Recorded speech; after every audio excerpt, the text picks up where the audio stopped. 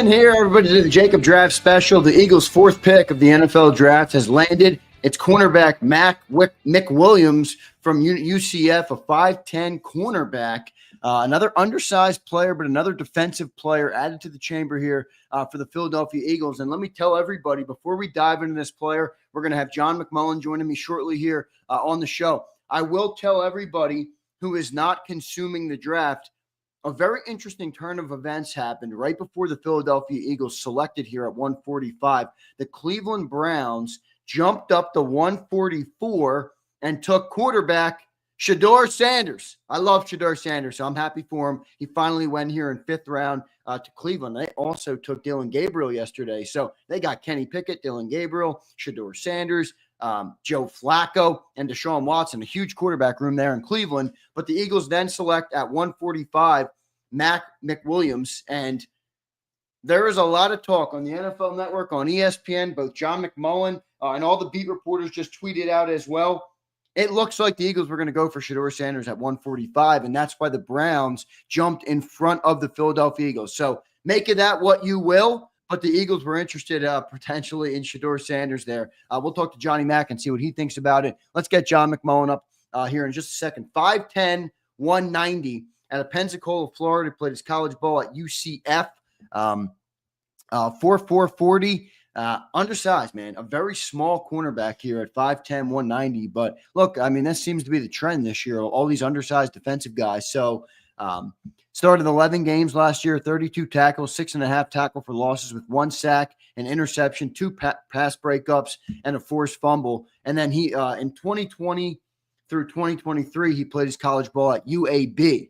University of Alabama, Birmingham. So then he transferred to UCF, and now he lands in Philadelphia here. Let's get to John McMullen. Johnny Mac, the #1 Eagles beat reporter in town, joining me now on the Mac McWilliams pick here. Johnny Mac, do I got you, brother? Yeah, you got me. I got you, man. What do you make of this pick here with Mac McWilliams at 145 in the 5th round, John? I want to ask you also about Zander, but let me first get your take just on this player, John, adding to the trend of what we've talked about so far with an undersized defensive player. Yeah, you mentioned it. It's been a theme. First of all, defense, versatility, undersized, and he fits that theme. But, you know, I think we'd be remiss for not starting. Certainly, a bunch of people in the league thought the Eagles were about to take Zander Sanders, and Cleveland trades up to get him. So that's going to be interesting when we get to talk to Howie later, if he admits that was in the cards, or they were thinking about it at least, because certainly people around the league believe the Eagles were getting to do it in the 5th round. They have 4 picks obviously right now in the 5th round. So and it's, I don't think by any stretch of the imagination they went into this draft thinking Zander Sanders could be a possibility. But when he falls to the degree he has, like I said, certainly people in the NFL thought it was happening. Whether that's just Howie and being in people's heads, which is often the case, that's a potential possibility. But certainly people outside the NovaCare complex thought the Eagles were preparing to do it. So it's an interesting story. But as far as the player, it's clear that all the attrition that we've talked about pretty consistently is happened on the defensive side of the football. They had to repopulate. That continues. Cornerback's a position where you lose Darius Slay, you lose Isaiah Rodgers, you lose Avonte Maddox, so you have to bring bodies in, and this is another body who's athletic, can run, but there's some holes obviously with 5th round picks in general, but I think a worthwhile swing of the bat for the Eagles. What do you see him as, John? It's obviously a slot corner, probably. I mean, he's 5'10", 190. I don't think he's going to play much outside. So just kind of. I think the whole team. I think the whole defense. I think the whole defense looks like a slot corner at this point. I know, man. It's just so incredibly. Everybody they're bringing in is undersized. So yeah, by traditional NFL metrics, he played outside at UAB, played outside at Central Florida, but He projects inside at the NFL level. Hopefully, you have some of that versatility to where he can play both and back up both. And that's probably what the Eagles are thinking early in his career. But yeah, I mean, with his size, it would generally be project him inside. Yeah, I mean, and again, everybody, we are in the 5th round. You know, you're not going to land on a bunch of starters at this position. But, John, I will say there is a sense of, kind of confusion on what the Eagles are trying to do in this draft, right? Like, they kept trading back, and I'm like, oh, maybe they don't like the draft. And then I'm looking, and I'm like, well, they got 6 damn picks remaining in rounds 5 and 6, So I'm like, do they like the draft? Did they just not like that 3rd, 4th round range right there? I mean, now you're in the 5th. You take one here, but you still have 5 picks remaining. What do you think the Eagles are trying to accomplish in this draft? Did they get pigeonholed in a way? Because I thought they were going to take Jalen Travis, as you mentioned earlier. He went, they traded back again. So what do you make of kind of the Eagles' philosophy or plan in this draft as you see it? Yeah, I try to impart to people pretty consistently. I mean, it doesn't change from round to round. You have a cluster of players, and if that cluster is evaporated, you move back. That's generally Howie's philosophy. It has been for a very long time. And yeah, I thought if you thought about the 2nd pick in the 4th round, about moving out, probably Jalen Travis was that guy that they had their eye on, and he was probably the last one. And then you go down to the next tier, and they drop, I believe they drop 15 spots, and they get an extra pick. That's how they do it. I mean, so it's not necessarily you don't like a draft as much as I think the biggest like you can't will people to you. Right. If you don't like a player at a certain spot, yeah, they trade back. Yeah, there's 31 other teams, and some of them will take players that you want, and there's nothing you can do about that. And so that's why it's you set up the board the way you do when you're from the Eagles' perspective, and you have a grouping of players, and then you go down to the next tier. And if the first tier is evaporated, you try to move back.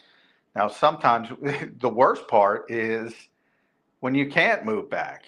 And then you're probably taking a player which, fans are never going to know about that probably they didn't want to take at that position. So the idea that you don't like the draft because you're trading back is not necessarily the case.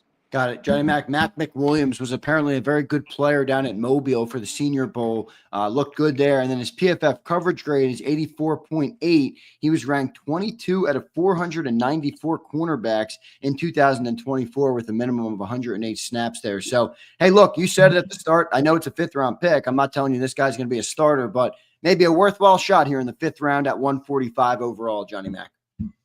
Yeah, I don't think there's any question about it because that's a position they have to repopulate. They have to bring in some bodies. So you knew it was coming at some point. But I think now we're at 4 picks and all defense, all undersized, all versatile, all fast. Obviously, there's a theme to this draft for the Eagles, and they're looking for, as Howie called it yesterday, space eaters on defense, and they're getting a bunch of fast, athletic guys up front and in the defensive backfield. Yeah, I'll tell you what, John, it's a bad day. If they take all the 5 picks remaining, it's a bad day to be a Temu signing in Philadelphia because all those guys might not make the roster with all these dang draft picks coming in, but we will see what happens. Johnny Mac, thanks for doing it, brother. A little business on the air, John. They got clumped up. They got 3 picks in the 160. Yeah, we're gonna have to. I'll wait until after those clumps of picks are concluded before I talk to you again. So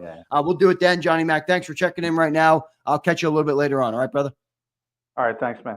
See you. All right, there's Johnny Mac, John McMullen, the #1 Eagles beat reporter in town. Give him a follow at JF McMullen here. Mac McWilliams is your newest cornerback in Philadelphia. They took him at 145 overall. And now let me just check where we are. We're up to 149. So our next picks, I believe, are 161. Is it 165 and then 168? So you got 3 picks in the 160s. Like I said, I'll go live for the 160s. But Johnny Mac, I will wait to talk to Johnny Mac at the end of those 3 picks if they take them all. Jaden Blue, I believe, is still on the board, Anthony Perry. Kimbo's checks in. Z, I knew as soon as Ty drafted Jordan gone. Yeah, well, we see. Let's see, man. Let's see, Kimbo. So I appreciate the super chat, brother. I'll give you guys a scouting report. All right.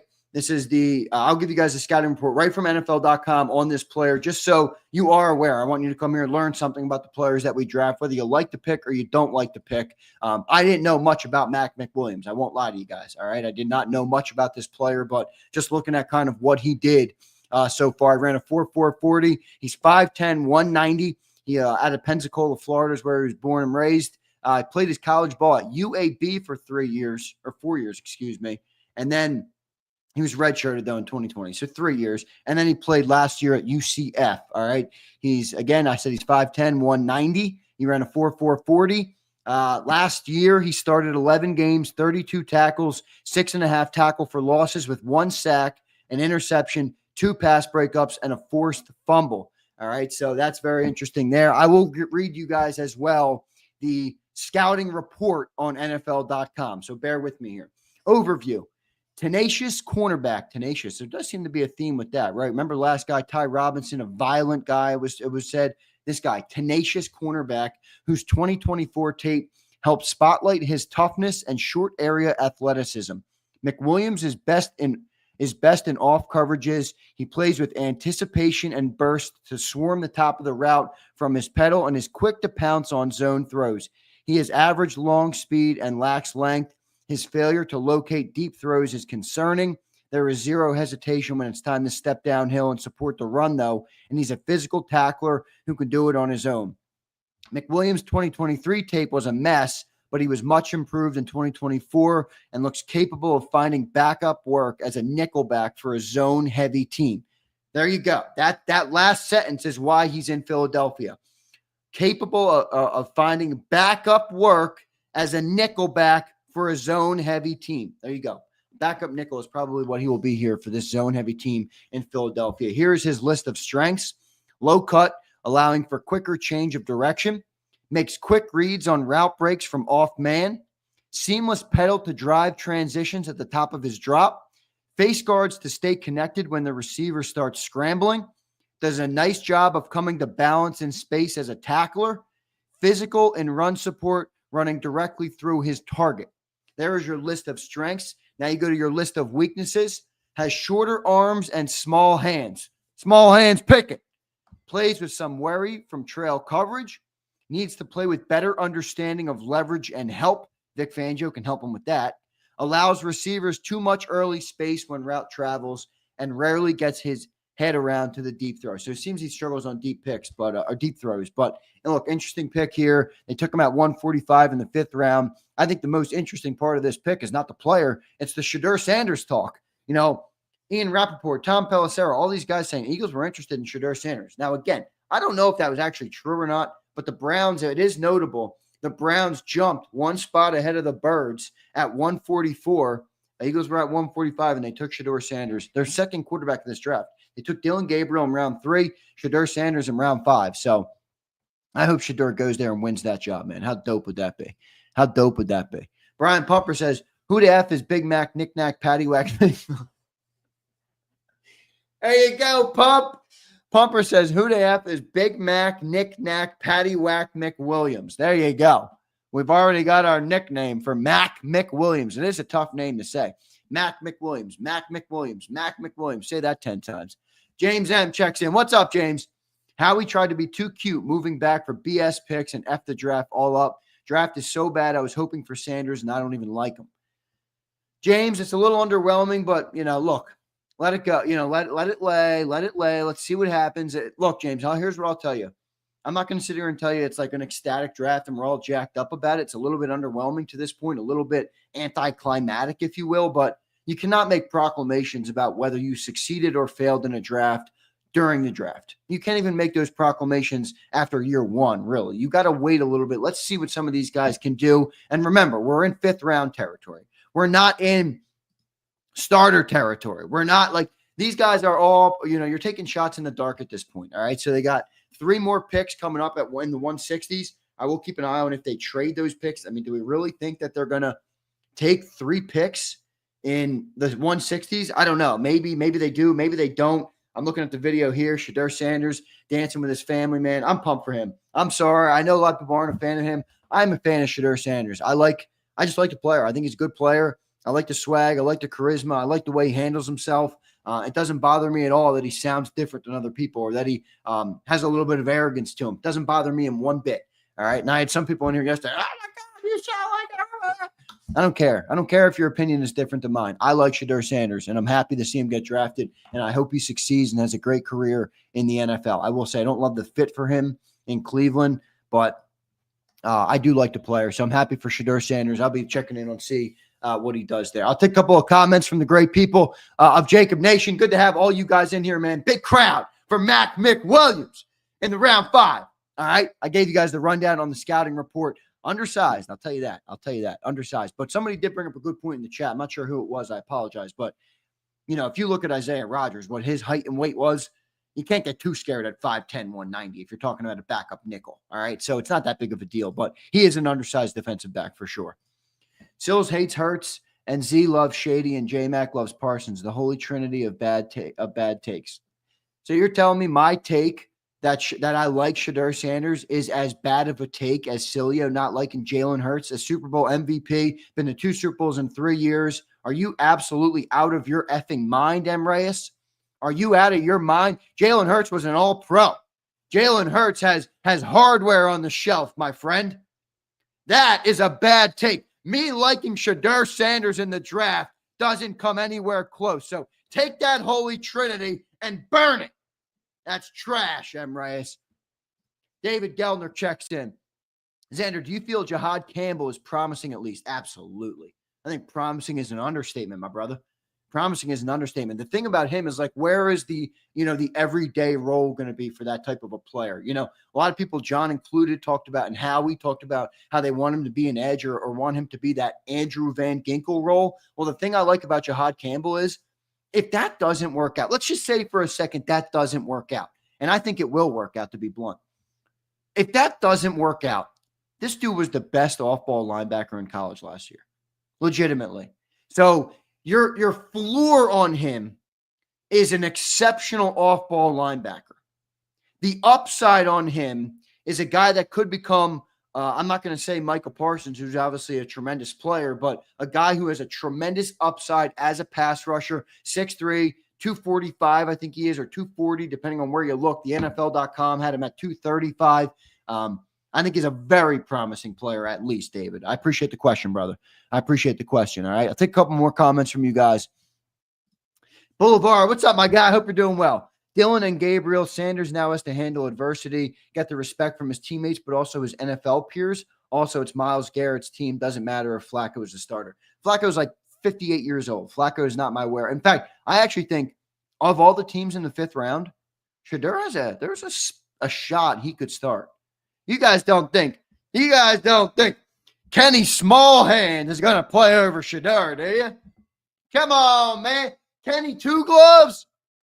Kenny Two Gloves or Shedeur? I'm taking Shedeur all day and twice on Sunday. All right. I appreciate all you guys being here, though. Hit that like button on the way out. We will be live again at these picks at 160, so we're up to 153. So it won't be long. We'll be live again soon. All right. I'm going to wait to get John on until after all of the picks commence there because you have 3 of them. So he's not going to be able to jump on immediately, but I will give you guys, I'll go live right after that first pick. We'll be live through the remaining of those 2 picks in the 160s. And then I'll get Johnny McMullen on after, and we'll talk about all 3 of the selections, assuming they make all 3. Probably won't, but let's just say for the sake of this conversation that they will. And we'll get John on to talk about it. All right, so I appreciate all you guys being here. Brian Pump, Boulevard, Brian Bidding, Philly Dog, Abe, what's up, Abe? Drew Nichols, David Geldner, R. Anthony. I appreciate all you guys, man. Thank you for being here. Let me make sure I get all my super chats. Josh Salter says, I hate the Cowboys got Jaden Blue. Did they? Did they get him when I was live here? I didn't even see it, so that stinks. That stinks. I did like Jaden Blue, actually. All right, I got all my supers. I appreciate all you guys. See you next time, everybody. Appreciate it.